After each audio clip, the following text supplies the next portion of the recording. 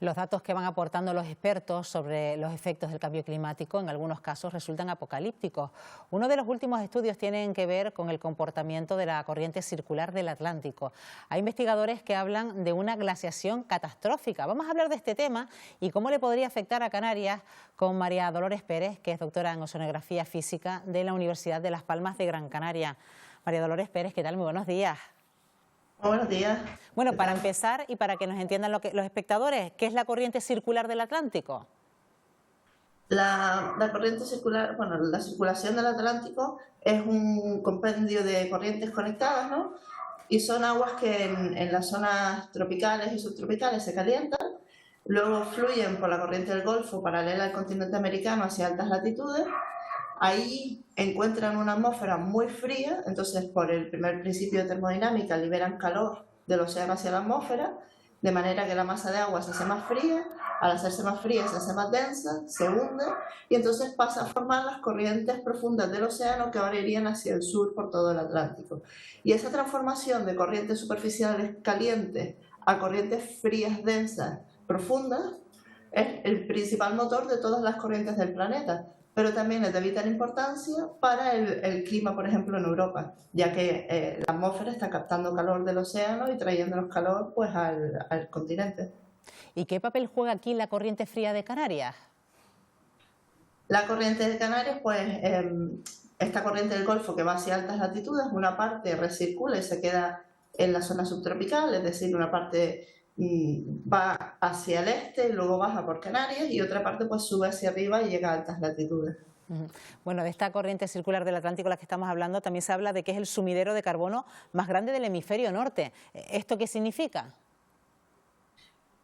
Significa que el agua al estar más fría es capaz de disolver más gases, ¿no? Entonces cuando llega a esas altas latitudes y enfriarse, pues aprovecha y capta gases de la atmósfera, capta CO2, capta oxígeno. El oxígeno, bueno, porque se renueva y el CO2 pues nos permite un poco ir quitando CO2 de la atmósfera, ¿no? El caso es que basado en este informe del que estamos hablando, los expertos dicen que esta corriente del Atlántico se está frenando y antes de lo previsto, lo que podría provocar una glaciación catastrófica. ¿Esto qué quiere decir? Sí, hay varias maneras de medir este tipo de corrientes, ¿no? Una es con observaciones in situ, con poner instrumentos en el agua y medir lo que está pasando, y otra es a través de modelaje, ¿no? Coger lo que se sabe hasta ahora y tratar de reproducirlo en ordenador.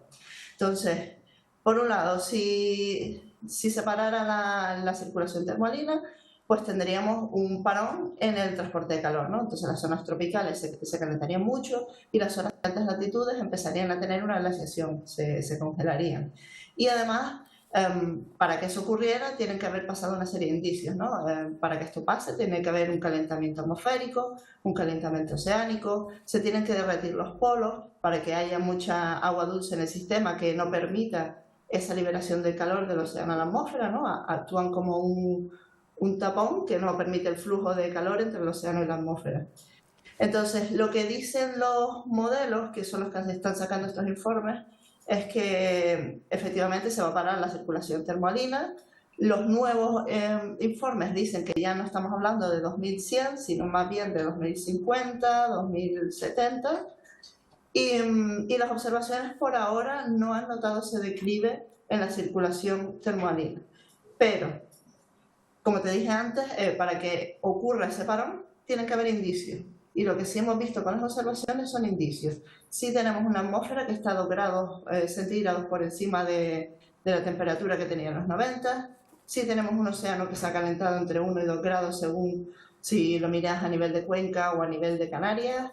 Sí tenemos menor extensión de hielos en el Ártico, menos gigatoneladas de hielo en Groenlandia, en Antártida, incluso en el Ártico, y sí tenemos como consecuencia subida del nivel del mar. Entonces no estamos viendo en las observaciones todavía ese parón del AMOC, pero sí estamos viendo indicios de que puede pasar. Y los modelos sí predicen que eso va a pasar en un futuro más cercano del que pensamos.